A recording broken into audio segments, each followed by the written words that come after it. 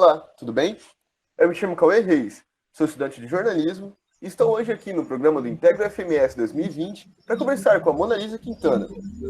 Ela é acadêmica do curso de Letras do FMS, faz parte do SUDIC, Corpo Surdez e Discursividades Político-Midiáticas, grupo de pesquisa liderado pela professora doutora Elaine de Moraes e desenvolve uma pesquisa que interliga a temática indígena e a questão midiática. Mona Lisa, você poderia nos contar um pouco sobre o seu trabalho? Olá, Cauê. Olá a todos e todas que nos acompanham. É um prazer participar do Integra de 2020.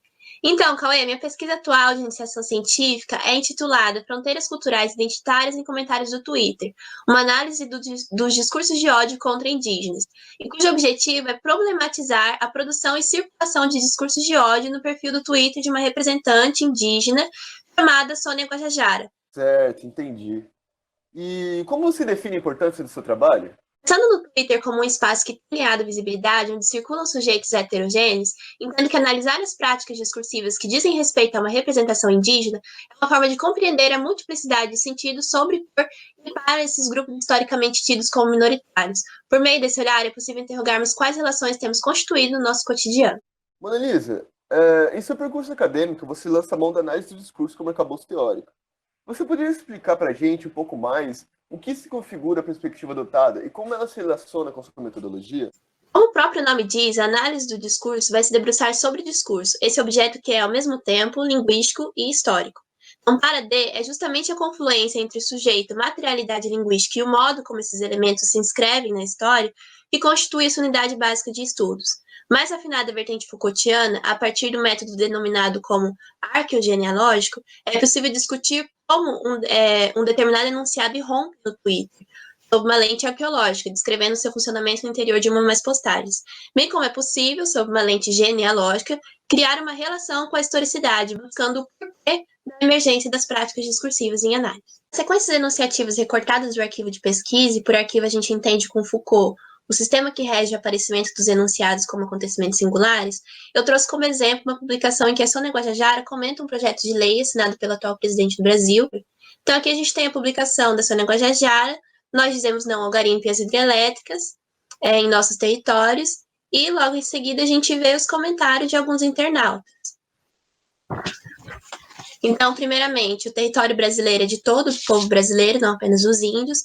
O segundo, a liberdade dos índios foi um erro, deviam estar todos trabalhando forçadamente em mina de carvão hoje em dia. O terceiro, está muito moderna para quem mora em uma oca no meio da selva. O quarto, nós quem? Ela parece já ser bem civilizada. O quinto, calada, vive de pensão do governo, não paga imposto e ainda quer dar uma de dona de razão em política. O sexto, rapaz, uma índia gorda com trava, maçaneta dourada e persiana na janela. Índia gorda tecnológica. Basicamente, são comentários pautados no ideal de nacionalidade e pertencimento e também são tentativas de apagamento e imposição de um padrão corpóreo. Podemos dizer que os dois primeiros ideais recaem sobre a concepção de terra e território, enquanto as tentativas de apagamento e censura recaem sobre o corpo como forma de suplício.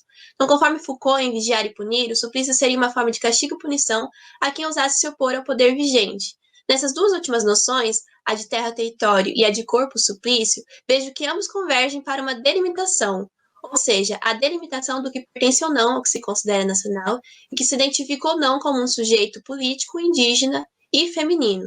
Então, por meio da delimitação dos territórios, tem-se a delimitação e a punição do próprio corpo indígena nesse espaço de vigilância que é o Twitter. Então, à medida que se tem contato entre diferentes culturas, há a construção de um ideal identitário unificado. Esses ideais são constituídos como efeitos esses ideais são constituídos como efeitos no discurso, e de modo concomitante explicitam um sujeito fragmentado Sônia Guajajara, uma mulher alocada na fronteira entre a cultura indígena e a cultura ocidental. Então, quando pensa em fronteira indígena, tomam por identidade as noções de Stuart Hall, 2006, para quem essa identidade não pode ser e não será homogênea, ela vai estar sempre perpassada, atravessada por outras identidades.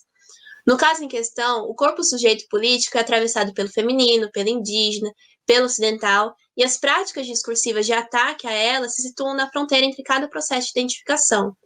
Essa fronteira é constituinte do sujeito, é onde se explicitam as diferenças, é o que separa o eu do outro, ao mesmo tempo em que é o ponto de encontro e confronto entre as relações de poder na sociedade. A gente vai interessado em conhecer mais sobre a temática, segue as referências e indicações de leituras deixadas pela Mona Lisa. Nós vamos encerrando por aqui. Muito obrigado pelas suas contribuições, Mona Lisa. Eu que agradeço, Cauê. Obrigada a todos e todas que nos acompanharam. Até mais.